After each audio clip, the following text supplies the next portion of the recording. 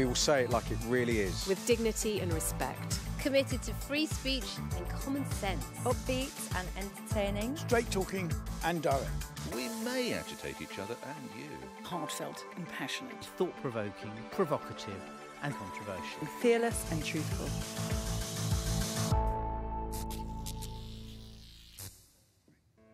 Hello and welcome to The Pledge. It's Wimbledon fortnight, and what could possibly be more sought after than one of their towels? Well, there's one thing, and it's your lucky day panel. Oh, hello. This is straight from the dressing room. Yes. Don't snatch it, Nick. I won! On the show this week, Afua wants to slam dunk the president. Nick says there's hidden racism in this country. Michelle wants everyone to stop going on about cake, and June's going to show us some embarrassing pictures. Well, the cap no longer fits. Our nurses, firemen, policemen, teachers, doctors, civil servants are calling on Chancellor Hammond to end the loathed 1% cap on public sector pay deals. Labour's magic money tree is business. Rises in corporation tax will cover it, the opposition says. But Labour's not in power yet. Hammond has pointed out that he can't conjure up a 3% rise for workers without raising taxes or borrowing, as it's going to cost $5 billion a year. So, if we're going to be fair to those who work in the public sector and those who pay for it, Spreadsheet Phil has to increase general taxation. We can't only rob corporate Peter to pay Comrade Paul, but all of us, after all. As some cabinet members who must be nameless clearly worry, the cost of not lifting the cap on public sector pay could be this: Theresa May packing her boxes and Jeremy Corbyn moving into Downing Street. Is that what you really want?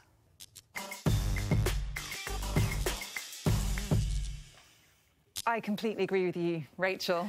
And I have to say, you know, we talked about this a bit last week as well, and I was thinking about it afterwards, and the way the language we use, the kind of the 1% pay cap, it kind of masks the reality, which is actually a pay cut, you know, in real terms, looking at inflation. In reality, we are taking money away from the frontline public service, people who are constantly being praised by the Prime Minister and others for the incredible work they do during terrorist attacks or tragedies like Grenfell Tower. We're taking money away from them, and to me, it's not even an option, you know, the idea that they should be subsidising our public finances. But I do just want to pick up on certain cabinet members who shall remain nameless, because I would love to get some insight from you, you know, as to what exactly is going on here, because this is what your darling brother had to say about it this week. What the Chancellor says is very sensible, and don't underestimate the achievement of this government already in cutting the deficit by three-quarters. And I think what Philip Hammond has set out is reasonable. Well, I mean, I can't obviously speak for the Foreign Secretary, and I think that what he did say about the public sector pay cap was possibly overcooked when it appeared in The Guardian, which is a paper you write for. And so I can't really comment on that. So let us actually, at this point, bring in a quote from Philip Hammond. It has to be a grown-up debate where we acknowledge that borrowing to fund consumption is merely passing the bill to the next generation. The serious question to the electorate cannot be, would you like us to tax someone who isn't you to pay for you to consume more, but would you be willing to pay more tax to consume more public services? Nick, question for you. Yeah, go on. Because I think I know what you're going to say, which is that in the private sector, people in the public sector are actually getting better deal than those in the private sector, and they also have ironclad pension schemes. Yeah, that's true. Were you going to say that? No, it wasn't. The point I was going to make, because I've got far more interesting points than that load of old drivel that you were shot at. The truth of the matter is the cap has to go, but it's not through higher taxation. Nobody. I don't want to pay. I'm just Magic money tree? No, I'm just about to explain, and I think I've referred to this in previous. I can point to the foreign aid budget. I had a figure of $4 billion. HS2, Hinkley Point. Why do you groan? Why do you want to... No, I agree with you. Hold on a second. Never have the richer paid more tax than they are paying now. It has, I think, trebled. Anyway, you can bore the viewers with figures. They just switch off. But it's gone up a lot over the last few years. Nick, they don't want, and they shouldn't have to pay anymore. Will these one-off capital projects and scrapping them actually really sort out the public sector pay problem? Well, you've suddenly found £55 billion by dropping HS2, yes. Well, I'm with you on that. So there we are. No, OK. Let's roll out broadband. More and more businessmen and women aren't travelling anyway. We actually need more trains on existing train services, particularly into cities like London, cities such as Manchester, cities such as Liverpool. They haven't got enough trains. So let's put the money in there and let's give these folk... you've got £5 billion. That's happy. We can find that. I've just saved £55 billion. Next! You should be Chancellor. Forget I really hope not, because you're confusing capital with income. That's not a long-term source of income. That's what I thought I said. But can we leave capital expenditure and investment? I agree with you, and I think actually... Well, there's a surprise. Me or Nick? You. Yeah. I hardly ever agree with him. I mean, I think that we have to be honest, and actually Brexit means that taxes are going to need to go up anyway, and let's start preparing people for the reality of what's to come. And actually, I think what you said is spot on. We all have to pay for this. We can't be complaining and not actually be prepared to put our money where our mouth is. How do you know that Brexit equal... Oh, you Mystic June now. How do you know? June's right. The OBR has said it's going to cost about £14 billion a year. Even what we need to pay the EU to get out of our deal. We don't even know the deal. Oh, come on. We don't know the deal. We know it's going to cost us. I've got a question for Michelle, because she's a business expert. Sorry. Labour's magic money tree and trying to... obviously support their client state, because most public sector workers, which number 5 million, probably vote Labour. Yeah. Is it correct to say that you could fund this out of corporate taxation? Doesn't that just depress everything for everybody? Yeah, I think I don't like this business bashing and this success bashing that Labour keep doing. So you was referring to a stat, and I've got a stat here. So corporation tax, it was 55% higher in the last year than it was in 2010. Okay. Now the rate at the moment is much lower than it was in 2010. So increasing rates of taxation doesn't automatically increase the receipts of taxation, is my first point. And I just think that why is everybody's answer always to everything just pay more tax, pay more tax, pay more tax? Your answer to everything is always we've got to get rid of waste, but they haven't. It's not as if they haven't tried that. But it's not just waste. So first of all, it's I agree with you, by the way, that this cap should go. I think we all agree on that. I think So then, how do you propose we pay for it? Well, first of all, sorry to sound like a stuck record, but I would, and I constantly say about inefficiencies and ineffective spending. But how much more will that bring? Well, I don't know. You'd have to do a proper review of it. This is my point. It's never been properly reviewed. My second point is foreign aid. He mentioned foreign aid. No, and you did exactly that. Why? Because that costs us in other ways. Once we go down that road, we end up with situations like what we have in terms of Syria. We pay for it in other ways. That's such a blinding success story, isn't it? What we need with foreign aid is to make sure that we create good governance and safe countries in those regions so those people aren't trying to come here. We've done a fantastic job with that. Afua, bail me out. Come on, you know the reality of... I can hardly bring myself to enter this discussion. The idea that you can just raid the foreign aid budget to pay for essential public services and it costs you in the end. Nonsense. And I think I hate to say it, but I think you're a bit confused. I think you're a bit confused. This whole Brexit debate is about Britain's role in the world. We're not talking about Brexit. We're talking about public sector Britain, pay. the centre of the Commonwealth. Britain, with this huge global influence. The foreign aid budget is not some benevolent act of charity that we do because we're lovely people. We have real self-interest. It gives us influence. Yes. It allows us to maintain our position. It shouldn't be committed in law. And what happens when it's committed in law? And that's my issue with foreign aid. You've set a target and people waste it and spend it everywhere in order to hit that target. On waste and inefficiencies, we've got the cuts in public expenditure 2010 to 2016. And, OK, admittedly, international development's up 24%. Well, that's ludicrous. Of course, health is up 7%. But local government, i.e., our councils that try and keep our tenants safe in their beds, down 51%. I mean, how could they be cut Michelle, more to the bone than they are already? Where Michelle is right, I understand the budget, and again, not too many figures, but the budget of the NHS is about, I don't know, 120, 130 billion per annum. So you're not even looking at a 5%, you're looking at a less than a 5% saving to fund that £5 billion. Michelle is right, get a load of business experts, get the people who run Sainsbury's and Marks and Spencer's and Tesco and God knows what else, get them in, they will find you 4.5% or whatever is in a heartbeat. But mainly in fees to them from us. Haven't we tried hide that with all these expensive consultants but the in thing the with the NHS. NHS, and everybody's afraid to say it, because NHS is something that I use the NHS, I value the NHS, and I want the NHS to remain and to work, not be creaking at its sides. But I feel strongly that there are too many inefficiencies. If you go to various... I was involved for various reasons in a case review. The amount of managers and people that was in this environment. And so, like, when we think of the NHS, we think about nurses and all of these frontline people. The layers and layers and layers of management. With any bureaucracy. But that doesn't make it okay. But that's hang on. Anything that gets that big. So you're telling me, hang on, but then you're telling me, you've just responded to me, when I've just said there's layers and layers of management, your response is, well, that's like any bureaucracy. But hang on a minute, then you're asking me to pay more to fund that ridiculousness. I'm asking you to imagine pay if you're a more nurse for the staff. If I were a nurse watching this, the message I would be getting is you're saying that me being paid a fair wage is dependent on finding some cost saving information somewhere else. Hang on, we need to commit to raising public sector wages. Hang on, because I'm a nurse's child. Okay. Just so you know, I am a nurse's child. My mum and my sister. My mum and my sister are both NHS nurses, by the way. And I said right at the start that I think that this pay cap, you know, it shouldn't be there. They should be paid fairly for what they do. But you're not explaining how we pay for it. No, I've explained it. You just don't like my answer. Who agrees we should lift the cap on public sector? Yes. Who would pay 1% on income tax to do so? It's all right for you. No, 1p. It's all right. You wouldn't pay as much. You wouldn't. You wouldn't. They can't afford it. No, I'm there for the people watching this. They can't afford. Guys, okay, I have the trump card. I have the trump card. You've got to listen to me. Right.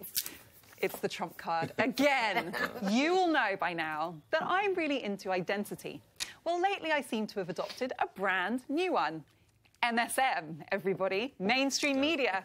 As a newspaper and TV correspondent, apparently I am part of public enemy number one. And you know what? That's OK. There's healthy critiquing our media coverage, all part of the rough and tumble of democracy. And then there's this. Yes, this, ladies and gentlemen, for the avoidance of doubt, is a video of the President of the United States, among his many qualifications for office is the fact he once took part in a WWE wrestling match, beating up CNN. This was not put out by some random meme-making lowlife with nothing better to do. Actually, it was. It's the climax of Donald Trump's week of sick attacks on professional journalists just doing their job. Oh. I know Trump dislikes people like me just as much as Nick, and I do him.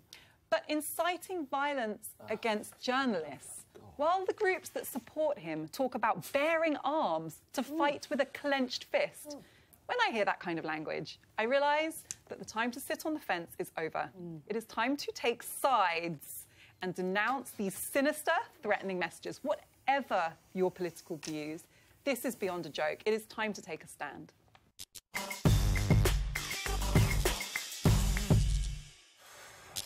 Well, you're not going to like me, because I watched that and I think it's funny. Yeah. I do. It makes me laugh. And I just think it's just a bit daft. And I think you said about sinister, threatening, inciting violence. I don't watch that and think for a nanosecond I should go and beat up a mainstream media journalist. I'm not going to, like, rally my troops behind me and go and storm the Sun's offices because I've watched that. But you're not the leader of the free world, you know, no offence. But that, you know, when somebody in a position of that kind of power makes that joke, it has a completely different context. Can I just show you something that's just happened today at the G20?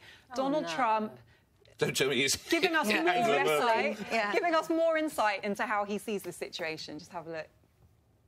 What we want to see in the United States is honest, beautiful, free, but honest press. We want to see fair press. I think it's a very important thing. We don't want fake news. And by the way, not everybody is fake news. But we don't want fake news. Bad thing. Very bad for our country.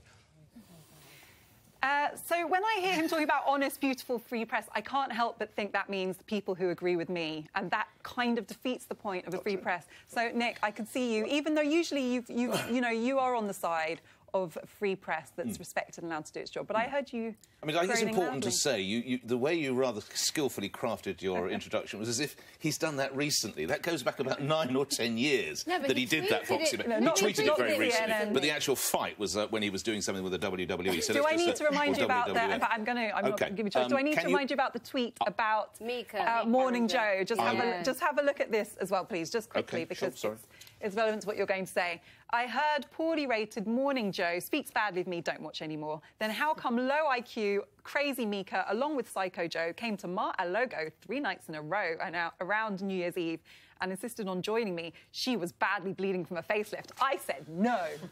Right, come back to your central point. How many attacks have there been on journalists in the United States by people as a result of this video? I don't know. Has anyone quantified it? Let me show you. And do you measure this just in physical attacks or in the general degradation and of trolling, the integrity of journalists? Point to the degradation. Should we also give some of the background, which is that CNN, 3 people left CNN, let's put it like that, as a result of putting out a fake story concerning Donald Trump and alleged links with Russia that was found to be absolute nonsense, and 3 CNN staff will go and do other things with their lives. And how many Donald Trumps have left the White House for putting out fake stories? Well, okay. How many false statements have his people made? But it is not as if this is a one-way street. There is now some substance to this suggestion of fake news. There is an agenda now among the left in America where everything that Donald Trump does is to be picked at, denuded, denied, and possibly taken as a pile of nonsense. I, like Michelle, found that mildly entertaining, just as if I saw Theresa May giving someone a good thumping, I would find that mildly entertaining. I do not see any, I think you used the word sinister, I don't see any sinister undertone to it. This is the president. You're going to have to get used to this for the next few years. This is what he does. I think that this is going to be really hard for America to come back from. What Donald Trump is doing to completely diminish the standing of that country in the world is disgusting. And I don't think this is a laughing matter. It's not funny. When the President of the United States... Do you think that video was a bit funny? No, I don't. I don't. There's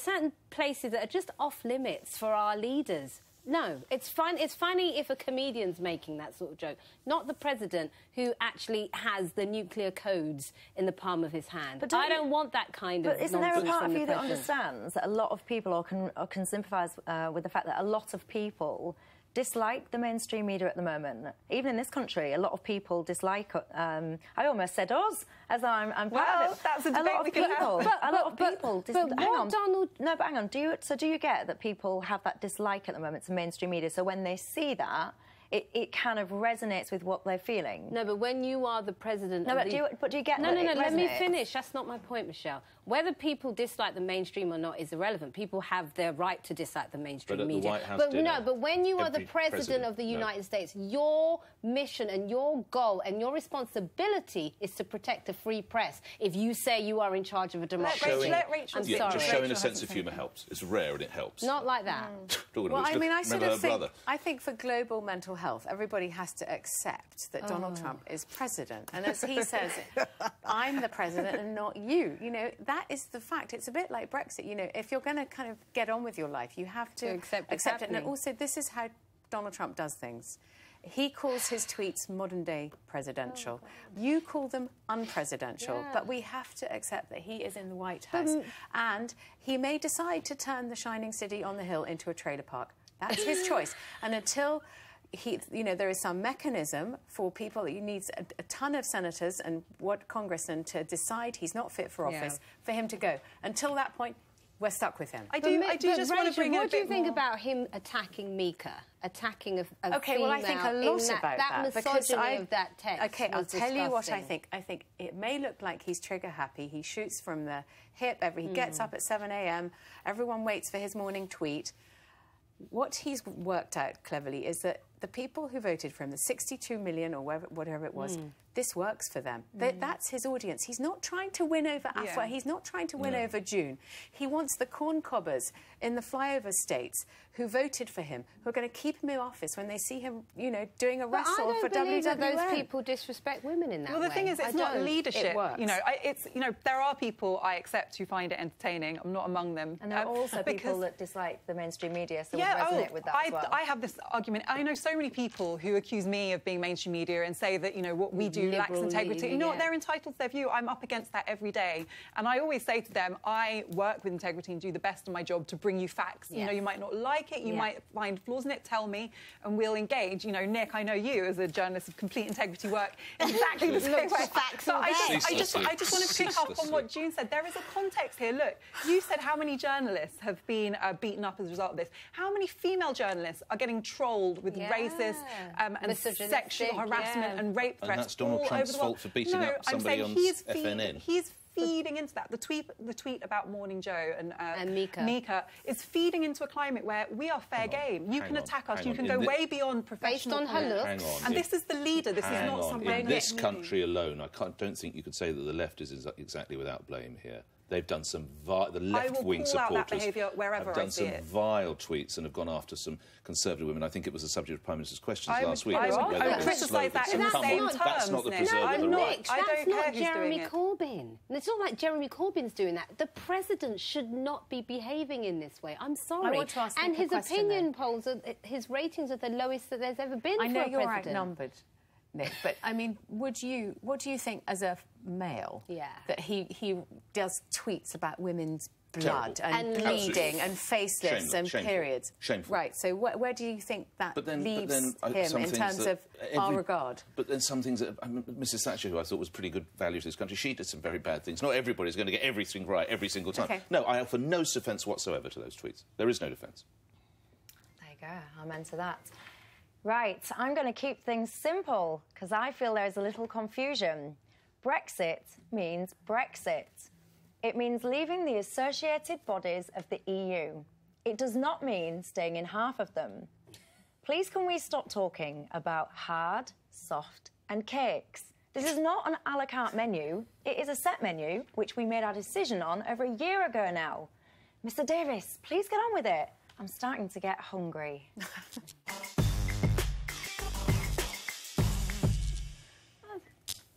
That's really funny. I like that. Thank you. I've got a sense of humour after all, too. What can I say? We don't mind that. That's funny. Just, you know, Donald Trump tweeting about CNN, not so much.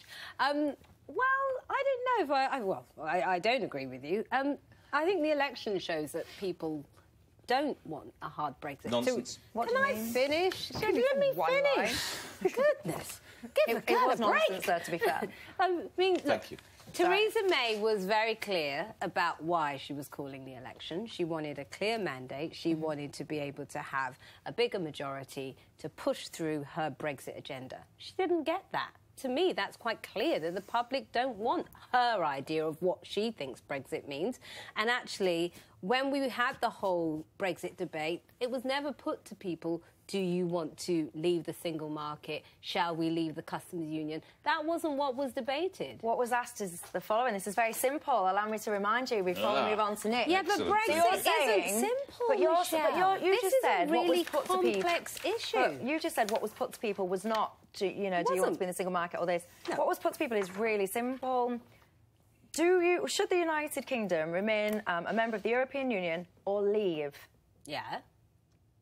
We chose to leave. Yeah, but what my point is, there are various options for leaving. Norway has a different option in terms of how they interact with the EU. So there are different options. We weren't clear. We didn't say, OK, do you want to leave the customs union? Do you want us to leave the single market? This is what it means. So if you felt it was so complex and you as a campaigner, you as a prominent campaigner in this campaign, if you felt that, why at the pre-referendum when you was campaigning, why wasn't you loud and clear? Hang on, because I don't know what I'm going to say. Why wasn't you loud and clear saying, this is too complicated, this isn't the right question, this is the complexities, this is what we mean by remain. It's only now that everybody, now that you've got the result you didn't want, all of a sudden it's so complicated and this was just an inadequate question. No, not at all, because we, from the Remain side, we were very clear in terms of what the benefits of remaining in the EU were. I think you'd have to accept. Can I finish? Well, we accept we lost. I accept that, we lost. But what I'm saying is what the Leave side didn't do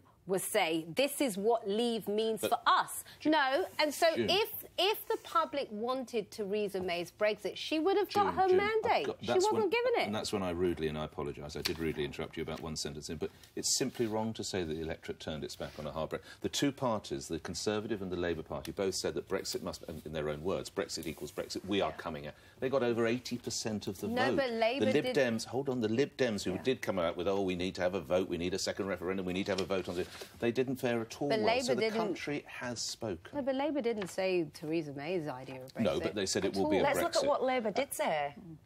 Soon, we will no longer be members of the EU, but agreeing a deal that delivers the benefits of the European single market and customs union will be a priority for a Labour government. The choice in this election is not Brexit or no Brexit. That has been settled.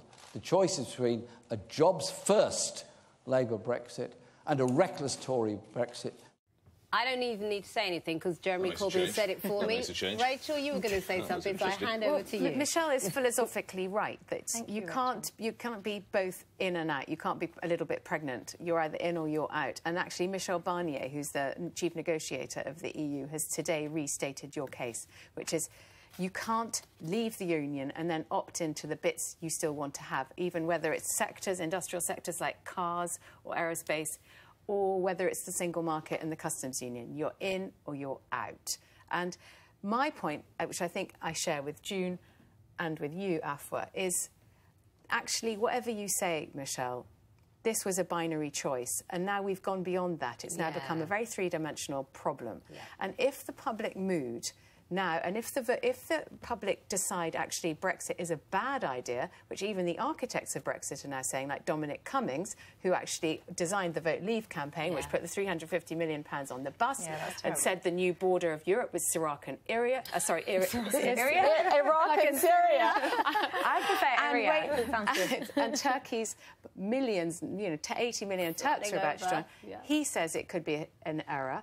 If the public agrees with him it's an error, do you really think we should go off the cliff of a hard Brexit? And would you like to be would you support a government doing that, Michelle? What I think we need to do is, as you all quite rightly say, I think it's so complicated. And as you will remember, probably, I was an undecided voter for a very long time, and my preferred option was to have a reformed European Union, which was not on the option. That is now happening under Macron.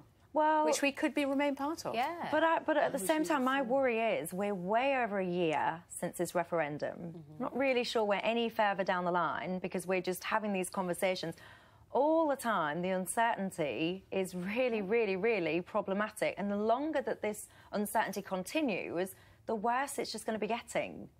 But why don't we see what the deal is? Afra. I was actually just flashing back to David Davis because who I noticed is currently favourite to succeed Theresa May, by the way, as an aside. I remember very clearly him standing up in the House of Commons saying, what we will get from leaving the EU will be better than what we have as a member. There is nobody who can now stand up and keep a straight face and say that that is the way things are looking. And I think that is why we are seeing prominent leavers start to have major wobbles about the direction we're going in. You know, we were debating last week whether it's patriotic to support Leave. We all want the best thing for this country. I'm sure I can say with confidence. Everybody wants the best outcome in terms of jobs and trade, in terms of opportunities for young people to travel and learn in other countries, in terms of families who are already here being able to stay together. And I don't think it was foreseeable how dark a turn this would take, with people being used as bargaining chips, each year, with people threatening no deal. That is an apocalyptic outcome. Because you're younger than I am, you are permitted to make that folly. Each year, the level of trade we do with partners within the European Union decreases. Each year, the level of trade we do with parties outside, such as China, such as Brazil, such as India, increases. Is that the best you've got? Europe is not. Can I just finish? Europe is not the be-all and end-all future. Yeah, but it's 500 million on there will be, hold on, there will be more trading opportunities from other parts of the world. New Zealand. Clutching onto this. In a perfect world, in a perfect world, you probably would do some kind of deal where you keep some kind of customs unit. I just don't think it's going to be offered. Yeah. So there's no point saying... It's like saying respectfully, I wish we hadn't voted out. I get why you can keep suing. I don't think it's coming that way. So we are where we are. We might not be where we want to be, and we have to make the best of it. Well, that is why people are talking about us changing our minds, because there is no point taking our country off a cliff edge if it's avoidable. Not a cliff edge. None of us want it's that. Not a cliff I do edge. think there's a lot of fascination there on the economy and the structure of it, the way it is today, and how that will be affected with Brexit. Because to me, we need to be looking outwardly at what are the opportunities for the economy for tomorrow. So I'm a big, passionate supporter of technology, and I've always said that we are on the cusp of a brand new industrial revolution where we are going to see such a massive impact by technology. I know you don't agree with me sometimes on this, but there's so many changes and opportunities that we could be looking to investigate and develop and get within that are not restricted to the EU. How does leaving the EU help make that more of an attractive prospect? My point Why can't we do that within the EU? But my point is there are opportunities that are far broader than where we are at the moment. And what I'm concerned about is the conversation is so fixated on keeping as quick and as tight as we can to what we have right now, and we're not focused enough on the opportunities that may be there for tomorrow. Well, I am being neither hard nor soft when I say that we definitely have to leave that debate for now. For it is me next, and I'll be arguing that being white and middle-aged is not a crime.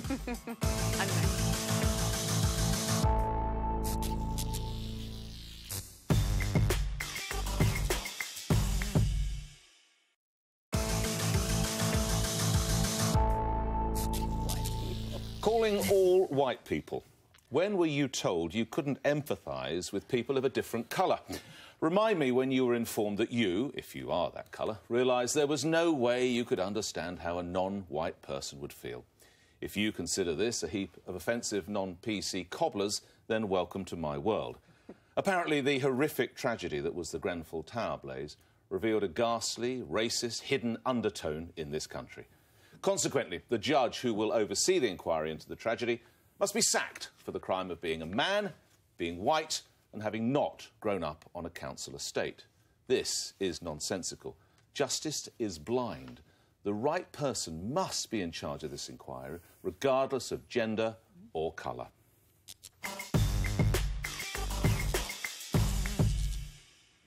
Nick, you're right. I mean, it's absolutely nutty. I mean, you're speaking as a white, middle-aged male. Yep. And the idea that a white, middle-aged male can't do a job for which he's been assigned because he's a white, middle-aged male is absolutely ludicrous. There is an issue, I think, to do with the consultation with the residents, and they were promised that they could have some input into which judge was going to lead this. And apparently that didn't happen. But apart from that, you know, I'm afraid they don't have a leg to stand on. David Lidington, who's I think he's the Justice Secretary, although things change all the time in politics at the moment, so we can never be sure who's doing what job. But that's actually my next point, which is, if people are appointed to do a job, right, remember the child abuse inquiry, they have to be left to get on with it, not have themselves cut off at the knees before they can get their feet under the desk. I don't know why you're being so reasonable, Rachel. What Nick said was one of the most nonsensical things I've ever heard uttered on this programme. Wow, that takes and I say that knowing that is a strong statement. Can I interrupt in 2 seconds? Then please, I want to hear what you have to say. Please. Nick, I'm presuming you're talking about what David Lammy said, aren't you? Can we have a look at his comments? Okay. Yeah, sure.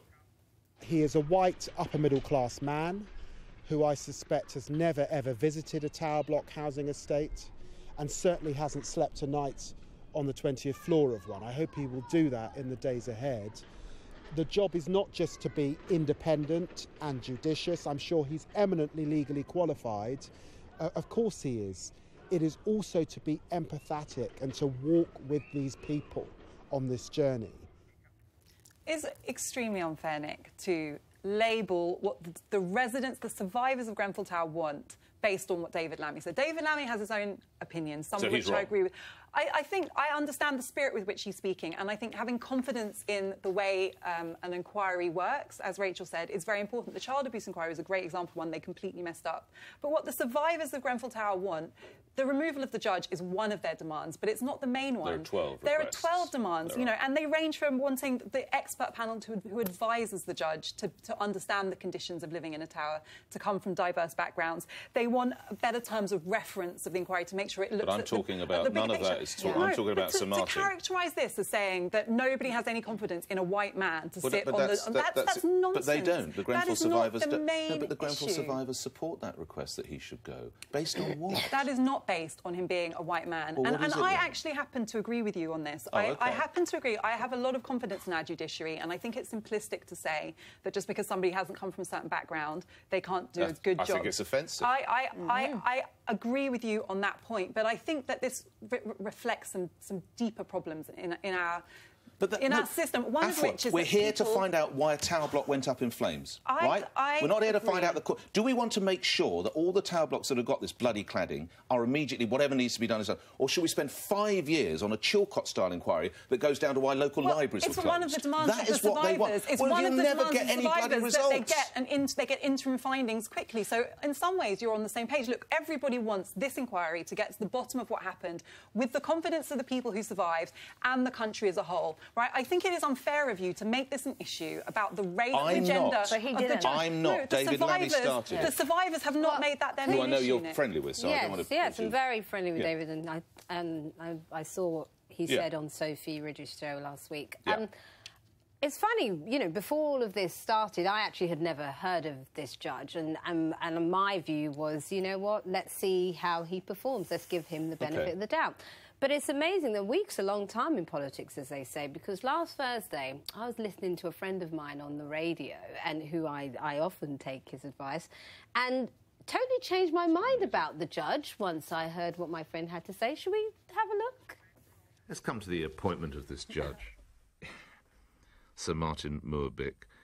It's taken the newspapers less than 24 hours to find out about the case I've mentioned a couple of times, where he ruled in favour of Westminster City Council, a woman being moved off to Milton Keynes from Westminster, another woman in her 70s having to give up possession of a home in Plaistow in East London. It took the newspaper less than 24 hours to find out these cases. I take on board what Rupert Myers says, but surely it would have not been that hard to find a judge with a slightly better track record. Well, I'll get my coat. Taxi. Coming back. Well, this is an interesting point. If we just come back to what your friend. This is what worries me about David Lammy, because in a serious point. Wait a minute, Nick. I just wanted. You said he was not suitable. What worried you about him there, about the judge? Can we just go back to that? If he can be told he has to go because he's a hopeless judge, I can do that. He can't be told to go because he's white. You raised your own concerns about No, what I'm saying there is this looks like he's got interesting background. OK. Right? If there are...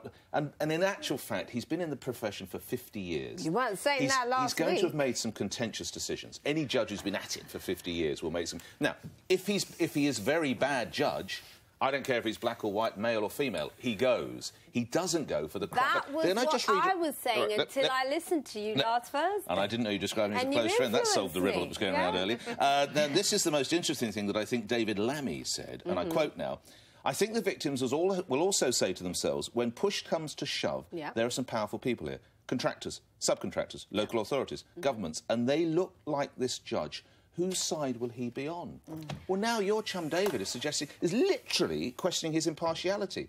David Lammy's remarks were wrong and inflammatory, and the last thing you need in that very, very toxic area. You need to ascribe them to David Lammy and not to the survivors, because they are asking for wider terms of reference, like the ones you're referring to. But Nick, don't you think, though, actually, David Lammy's comments aside, and I don't fully agree with what David said there, but I do think that, in part, he has a point that actually this is such a contentious issue that we should make sure that it doesn't fall on just one person.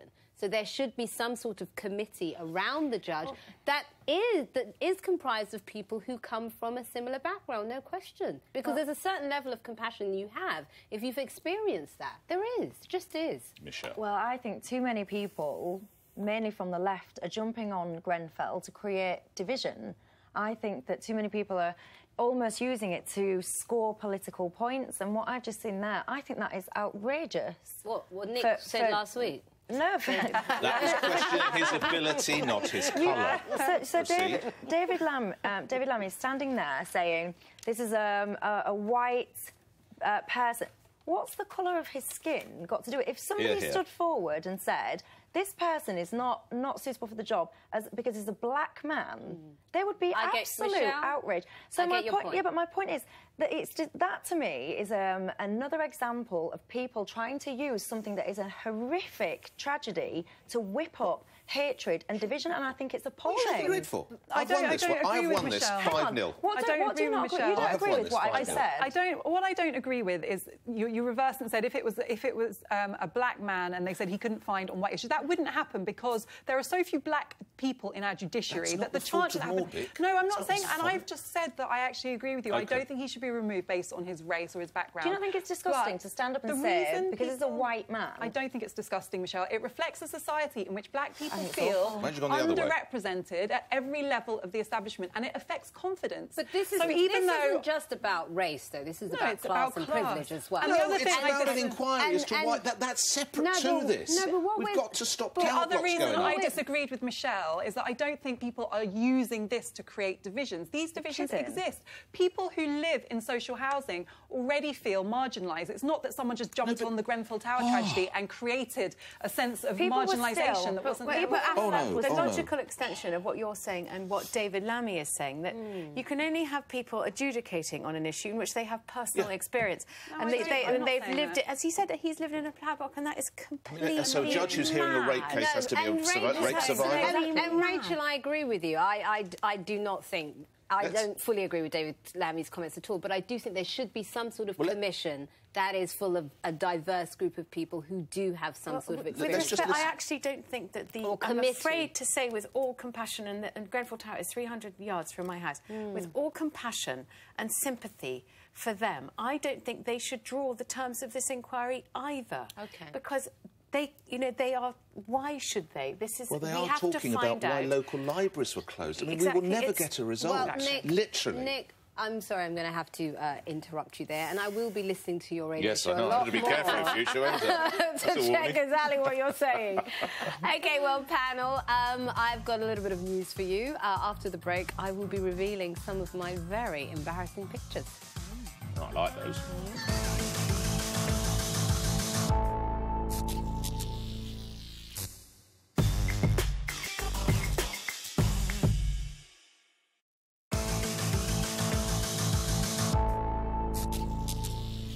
Last week, I spoke about Jeremy Corbyn's Glasgow takeover and his messianic appeal to young voters.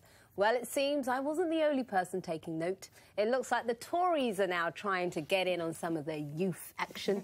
This week, Damien Green, Theresa May's closest cabinet ally, shockingly announced that the Tories needed to, and I quote, change hard in order to win young voters. He even said there needs to be a national conversation about whether to bring down university tuition fees. But let's be honest, Tories and cool just don't go hand in hand. They're trying to woo a part of the electorate that will never find them appealing. Instead, they should be looking to secure their base and aggressively target middle-aged voters who may be a bit more open to switching. As someone who used to be cool, I can say, you know, there was a time when I used to hang out with Samuel Jackson. I used to roll with U2. And now I've lost it. I'm hanging with Nick Ferrari. The fall has been steep. So take it from me, Theresa May. Being cool is not as easy as it looks, no matter how hard you try.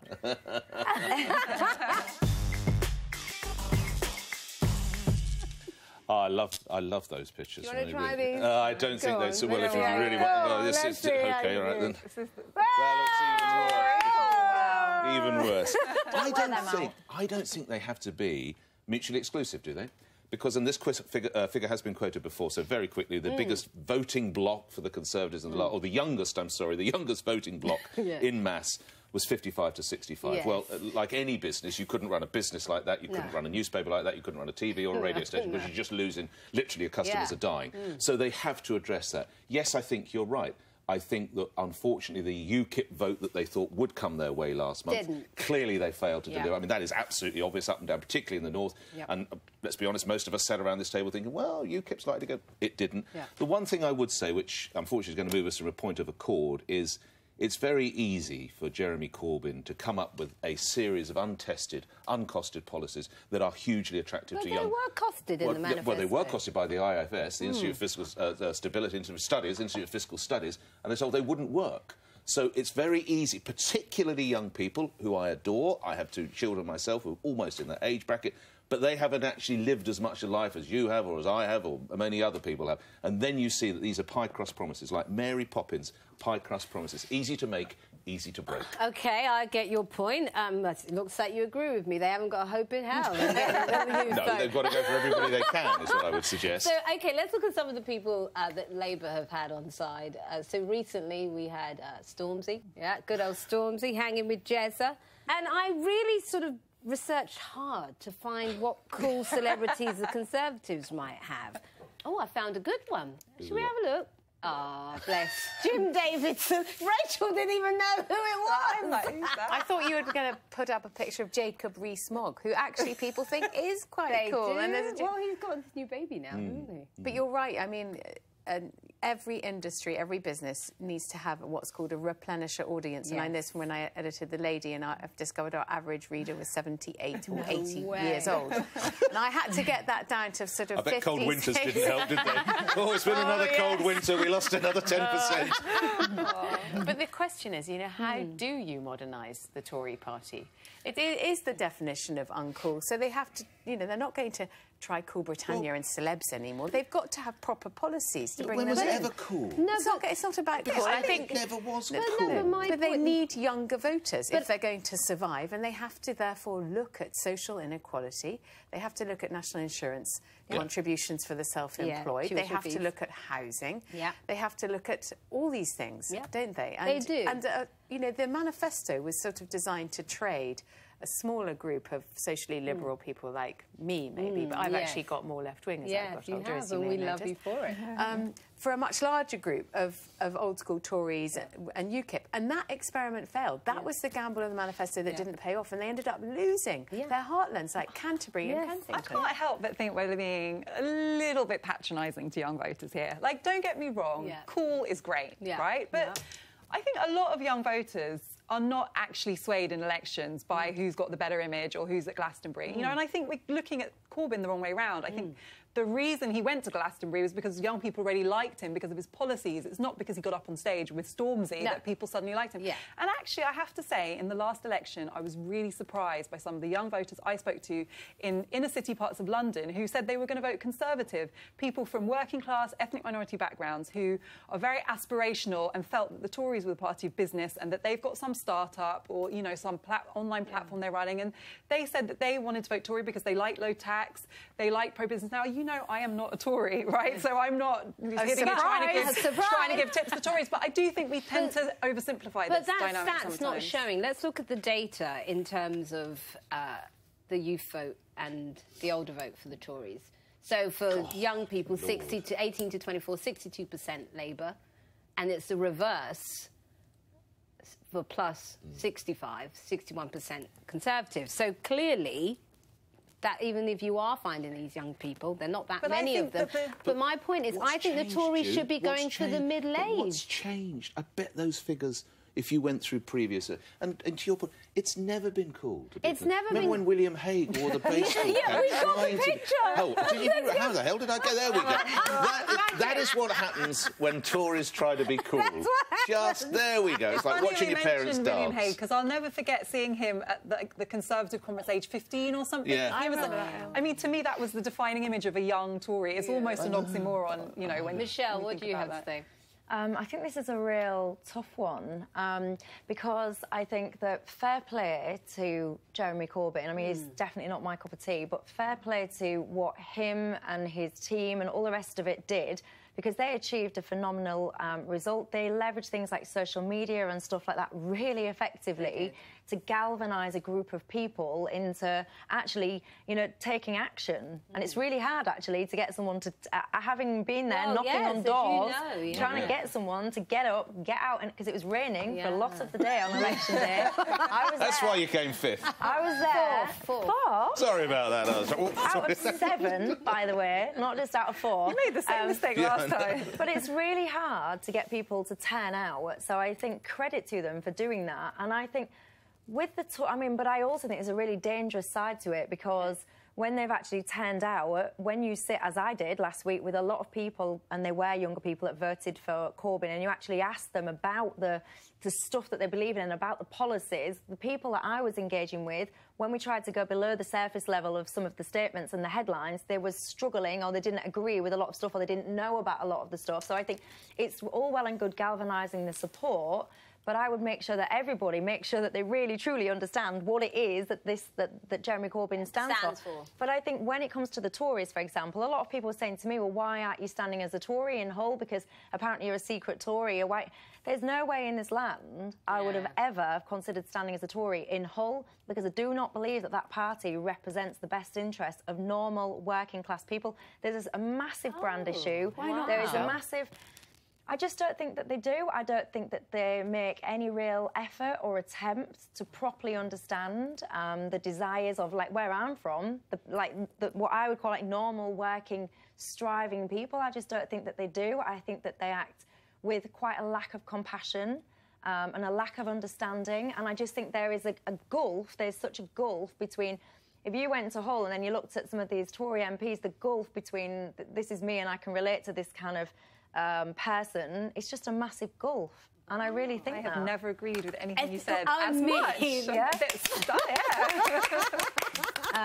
Anyway, it's very bizarre. I've got these two tracking me. I don't know what's going on, and I want to move on from it. So there's been lots of straight talking on today's show, many from me, obviously. But who out there is worthy of this week's award, Straight Talking Award? Well, I'm going to nominate someone who's defended himself against a barrage, or should that be a farrage, of criticism.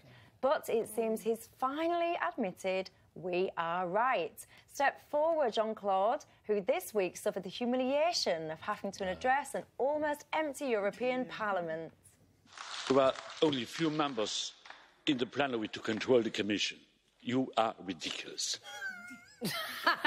Short, but very sweet indeed. So sweet, in fact, let's just hear that again.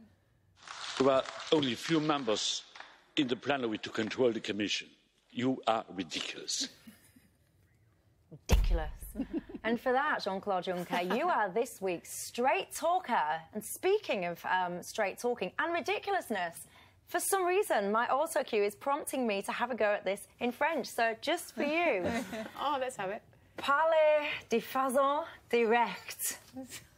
What do you think, panel? I've got no idea what I've just said. Rachel, you speak French. What does that mean? Let me read it. Yeah.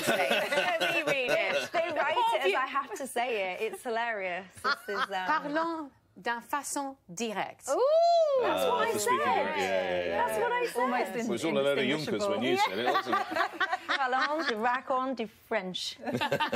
Or something. Anyway, that's it. I'm going to go practice my French. See you next week.